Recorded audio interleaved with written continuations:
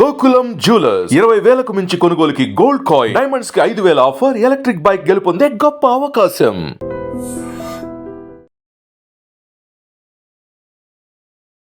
నమస్తే, welcome to I dream. Sangareddy జిల్లా మల్కాపూర్లో దారుణ ఘటన చోటు చేసుకుంది. విషయం ఏంటంటే, కన్న తండ్రి తన ఇద్దరు పిల్లల్ని అమానుషంగా ఉరివేసి చంపి తను కూడా ఉరివేసుకొని ఆత్మహత్య యత్నానికి పాల్పడ్డాడు.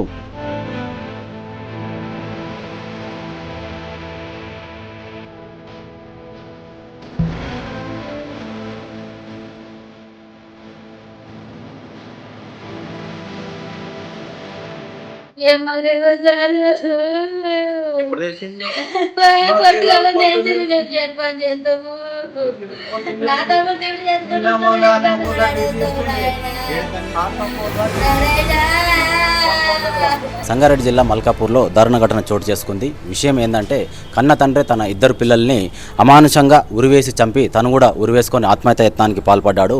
అతని పేరు సుభాష్. అతని వయసు వచ్చేసి 40 సంవత్సరాలు.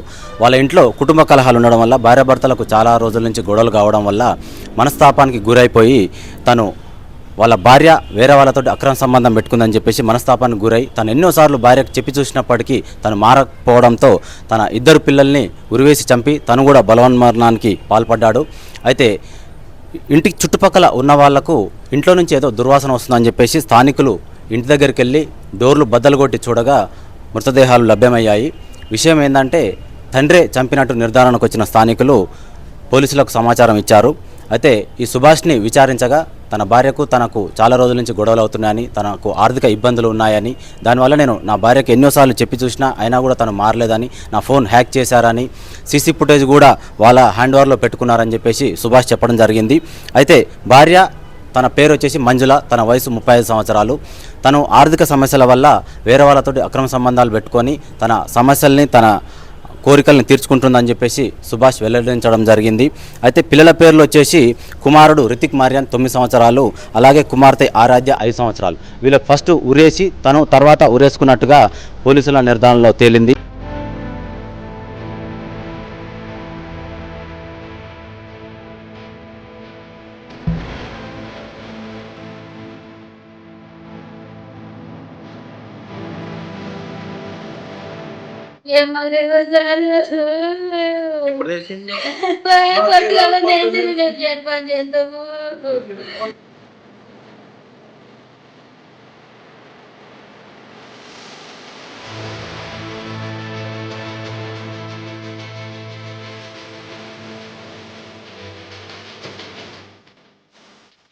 అయితే సంఘటనా స్థలం దగ్గర 4 పేజీల సూసైడ్ లెటరు రాసి ఉంచి తను సూసైడ్ చేసుకున్నట్టుగా నిర్ధారణలోకి వచ్చింది. ఆ లెటర్లో దాదాపుగా వాళ్ళ భార్యకు తనకి ఎన్నిసార్లు గొడవైంది, ఎన్నిసార్లు తన భార్యని మందలించిండు అనే విషయం గురించి పూర్తి స్థాయిలో ఆ లెటర్లో రాయడం జరిగింది. నేను నీతో ఉండలేను, నా వల్ల కాదు, నీతో నేను సంసారం చేయలేను, నేను ఇలాగే ఉంటా అని చెప్పేసి తను మొండి వైఖరిని ప్రవర్తించడం వల్ల తను విసుగు చెందాడు. అయితే తన భార్య మంజుల తన దగ్గర ఉండకుండా తన అమ్మ నాన్న దగ్గరికి వెళ్ళిపోయిందని చెప్పేసి సూసైడ్ లెటర్లో సుభాష్ రాయడం జరిగింది. అయితే తన ఫోన్ హ్యాక్ చేసి సూసైడ్ లెటరు దాంట్లో లాస్ట్లో ఉన్న 4 లైన్లు నేను చదివి వినిపించే ప్రయత్నం అయితే చేస్తాను. కింద కిరాయికి ఉన్న అతడు కూడా ఫోన్, సీసీ కెమెరా హ్యాక్ చేసి నా భార్యతో అక్రమ సంబంధం పెట్టుకున్నాడు. నా భార్యకు నేను ఎన్నోసార్లు చెప్పి చూశాను, అయినా కూడా తను వినలేదు. వాళ్ళని చంపాలంటే నాకు క్షణం పట్టదు, అయినా మంచిగా ఉందామని చెప్పేసి నేను నా భార్యకు ఎన్నోసార్లు నచ్చి చెప్పాను, అయినా కూడా తను వినలేదు. తను మొండిగా ప్రవర్తించడం వల్ల, నేను ఇలాగే ఉంటానని చెప్పడం వల్ల నేను మనస్తాపానికి గురయ్యానని చెప్పేసి ఈ లెటర్లో ఉందన్నమాట. ఆయన మా తమ్ముడు గారకూర్తి సారు, నన్ను తిరుపతికి ఇచ్చారు.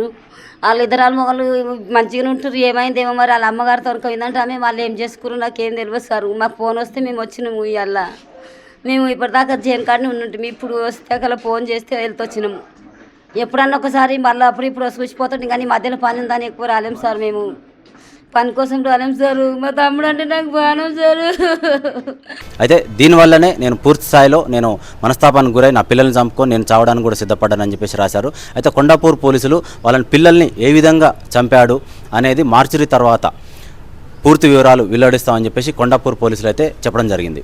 ఈరోజు ఉదయం అందాజా మార్నింగ్ ఒక 9 o'clock టైంలో మాకు ఒక డయల్ 100 కాల్ వచ్చింది. సాయినగర్ కాలనీలో ఒక రూమ్లో దుర్వాసన వస్తుంది, మనుషులు చనిపోయినట్టున్నారని చెప్పేసి అని ఆ ఫోన్ కాల్ వస్తే మేము ఇక్కడికి సాయినగర్ కాలనీకి రావడం జరిగింది. వచ్చి చూస్తే ఇక్కడ ఒక ఇంట్లో 3 వ్యక్తులు చనిపోయి ఉన్నారు. ఒక వ్యక్తి సూసైడ్ చేసుకున్నాడు. 2 చిన్నపిల్లలు ఉన్నారు.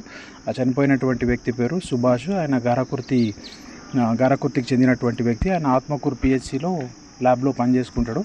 వాళ్ళ భార్య పేరు మంజుల. 2 పిల్లలు రితిక్ మరియన్ 13 ఇయర్స్, తర్వాత ఆరాధ్య 9 ఇయర్స్. ఆ 2 పిల్లల్ని కూడా చంపేసి ఆయన ఉరేసుకొని చనిపోయినట్లు కనిపిస్తుంది. అక్కడ దొరికినటువంటి మనకు ప్రైమరీగా దొరికినటువంటి ఆధారాల ఆధారంగా భార్యకు ఈయనకి ఏదో గొడవలు ఉన్నట్టు తెలుస్తుంది. దాని ప్రకారం ఇప్పుడు కేసు నమోదు చేసి ఇన్వెస్టిగేషన్ జరుగుతుంది. ఇంకా ఏం తెలియదు మనకు ఆ డీటెయిల్స్ అండి. తర్వాత ఇన్వెస్టిగేషన్లో ఏమైనా ఉంటే చెప్తాం. అంటే 2 పిల్లలు కూడా ఊరేసింది. ఆ 2 పిల్లల్ని చంపేసి ఊరేయలేదు. 2 పిల్లల్ని చంపేసి ఆయన ఊరేసుకొని చనిపోయాడు. ఇది బాడీ అంతా కూడా డీకంపోజ్ అయింది. మనం ప్రైమరీకి ఇప్పుడు అవన్నీ చెప్పడానికి రాదు. పోస్ట్ మార్టం నివేదికలో మనకు అవన్నీ వస్తాయి. ఇది ఇన్సిడెంట్ని బట్టి చూస్తే ఒక 3-4 డేస్ అయినట్టుంది. వాళ్ళ భార్య పరిస్థితి? భార్య ఇప్పుడు లేదు, వాళ్ళ మదర్ దగ్గర ఉందంట.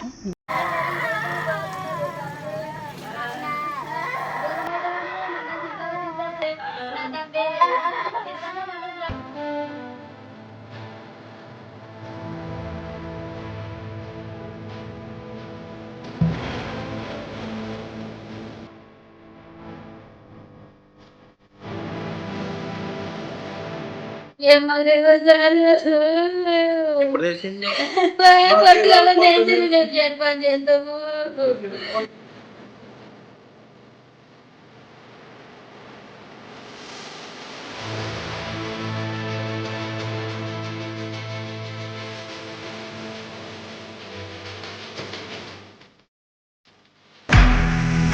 నిజంగా ప్రస్తుతం ఉన్నటువంటి సమాజం దేనికి ప్రయారిటీ ఇస్తుంది? ఆర్థిక సంబంధాల చుట్టూ మాత్రమే తిరుగుతోంది. మళ్ళీ ఎన్నికలంగానే చాలా విరక్తి కలుగుతాను. మంచి అనిపిస్తుంది కదా, లేడీస్ కూడా ఛాలెంజింగ్ జాబ్స్ చేసినప్పుడు చాలా బాగుంటది. ట్రాఫిక్ అసిస్టెంట్స్ గా నియమించిన ట్రాన్స్జెండర్స్ అందరితో సాల్యూట్ చేయించుకుంటున్నారు. ఫుడ్ డెలివరీ ఇవ్వటానికి వెళ్ళినటువంటి డెలివరీ బాయ్ అనిల్ పై కళ్ళ ముందు